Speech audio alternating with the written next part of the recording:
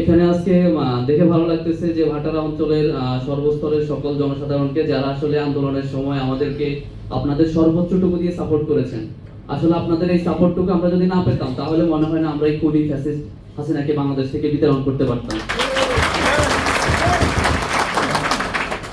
আমি আপনাদের অবদানকে কৃতজ্ঞ চিত্তে স্মরণ করছি, এবং পাশাপাশি এই আন্দোলনে ছাত্রদের চেয়েও যে বেশি শহীদ হয়েছিল আমাদের জনগণ, আমাদের সর্বস্তরের জনগণ, সেই জনগণের জন্য আমি আবারও আমার সশ্রদ্ধ সালাম জানাচ্ছি।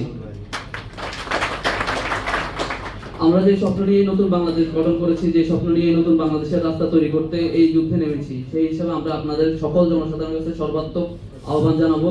এখানে সমাজের সর্বস্তরের জনপ্রতিনিধি, বিভিন্ন রাজনৈতিক দলের নেতৃবৃন্দ, বাংলাদেশ ফ্যাসিবাদ বিরোধী সকল শক্তি এখানে ঐক্যবদ্ধ হয়েছে।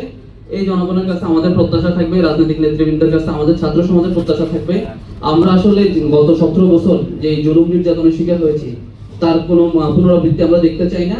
পাশাপাশি এই বাংলাদেশে আমরা একটি চাঁদাবাজ মুক্ত, সন্ত্রাস মুক্ত, জুলুম মুক্ত একটি বাংলাদেশ দেখতে চাই, যে বাংলাদেশ হবে ইনসাফের বাংলাদেশ, যে বাংলাদেশ হবে সাম্যের বাংলাদেশ, যে বাংলাদেশ হবে সামাজিক মর্যাদা সুবিচারের বাংলাদেশ।